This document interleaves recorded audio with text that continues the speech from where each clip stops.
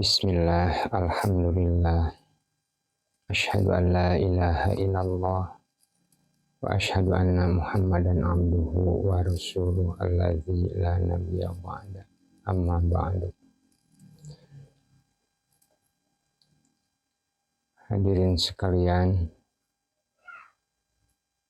mari kita lanjutkan pembacaan terjemah tafsir yang dikutip di buku terjemah tafsir Al-Maraghi.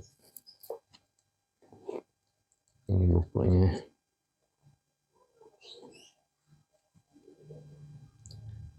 Kita lanjutkan jilid terjemah tafsir Al-Maraghi jilid pertama. Kemarin sudah sampai halaman 58. Bismillahirrahmanirrahim.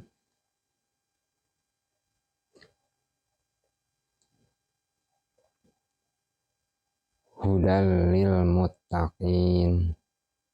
Al-huda atau petunjuk jika dikaitkan dengan para muttaqin berarti menunjukkan pengertian jalan lurus.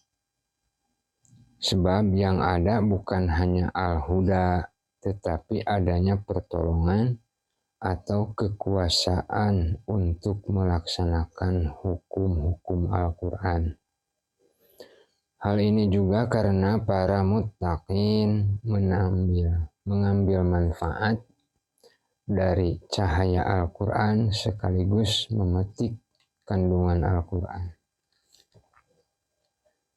Adapun pengertian al-huda untuk selain muttaqin hanya mengandung pengertian sebagai petunjuk menuju kebaikan. Sekalipun mereka tidak memanfaatkan hidayah ini atau menggunakan penuntun yang terkandung di dalamnya.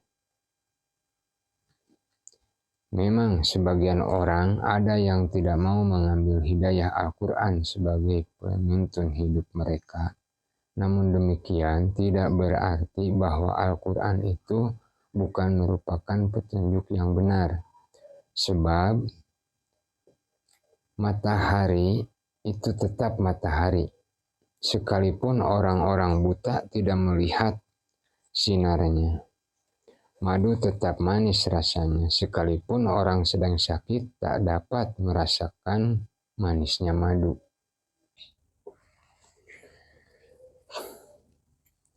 Wal muttaqin, bentuk tunggalnya adalah muttaqin. Berasal dari masdar ittiqa. Di dalam bahasa Arab dikatakan ittaqo bitursah. Ia menjadikan tameng sebagai penghalang antara dirinya dengan orang yang akan mencelakakannya. Jadi seolah-olah orang muttaqin itu menjadi taat terhadap perintah-perintah Allah dan menjauhi larangannya sebagai tameng bagi dirinya terhadap siksaan Allah Subhanahu wa Ta'ala. Siksaan Allah dapat dicegah dengan cara menghindari hal-hal yang mengakibatkan siksa. Siksaan yang harus dihindari itu terdapat dua macam, siksaan dunia dan siksaan akhirat. Masing-masing bisa dihindari dengan cara menghindarkan diri dari sebab-sebab yang bisa mendatangkan siksa. Siksaan dunia dapat dihindari dengan cara pemanfaatan ilmu pengetahuan tentang hukum alam yang telah diciptakan Allah dan sunnatullah yang berlaku bagi makhluknya, menghindari kekalahan dan putus asa di dalam berperang sebagai misal. Dapat dihindari dengan mengetahui terlebih dahulu strategi perang, jenis peperangan, dan alat-alat yang digunakan. Hal ini seperti isyarat Al-Quran, A'udzubillahi minasyaitonirrajim, wa a'iddu lahum mastata'tum min quwwati wa min ribat.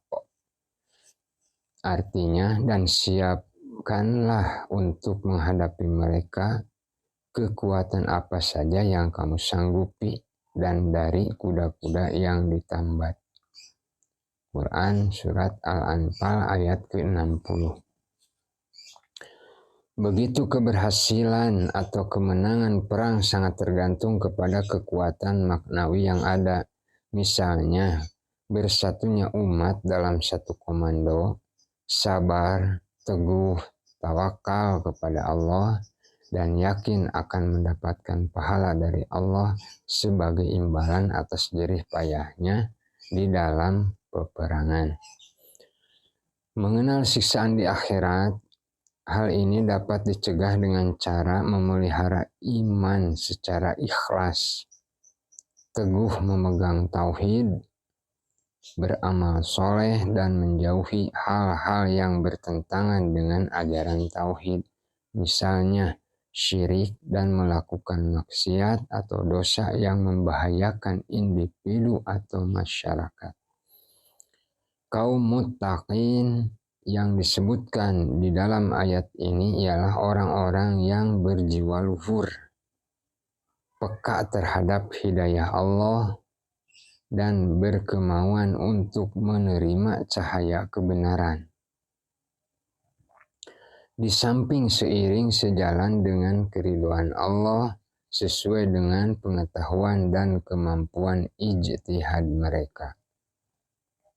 Di antara orang-orang yang hidup di masa jahiliyah, terdapat orang yang berkemauan menerima cahaya kebesaran. Sekalipun mereka ini hidup di masa jahiliyah, mereka tetap membenci penyembahan berhala. Mereka mengetahui bahwa menyembah berhala tersebut tidak mendapatkan keridhaan Allah yang menciptakan alam semesta ini.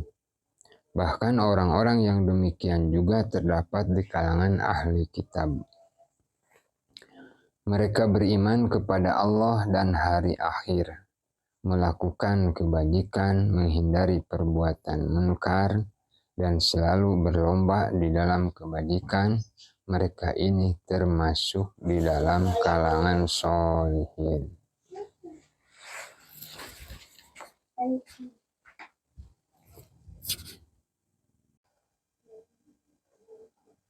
Hadirin sekalian,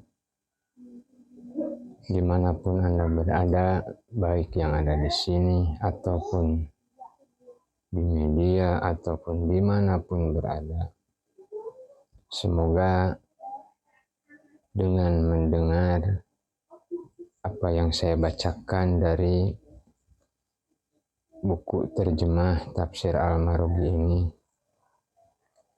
satu kata yang didengar mudah-mudahan Allah mencatat sebagai amal soleh buat bekal kita di akhirat nanti. Amin. Mungkin untuk saat ini dicukupkan sampai di sini. Tolong diingatkan lagi. Untuk selanjutnya kita lanjut ke halaman 60.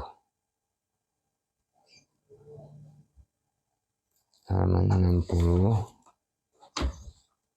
Dan untuk sahabat semua, hadirin sekalian, tolong terus diikuti baik di media ataupun di tempat supaya kita tidak ketinggalan, supaya kita nyambung, tidak ketinggalan, tidak loncat-loncat halaman. Semoga kita semua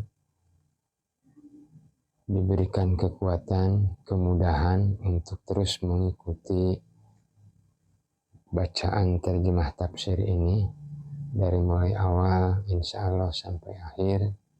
Mudah-mudahan ini sebagai penyambung hidayah untuk kita semua dan tercatat sebagai catatan amal soleh. Amin. Sekian dan mohon maaf atas ketidakpahaman atau mohon maaf atas hadirin sekalian, sahabat sekalian dimanapun berada.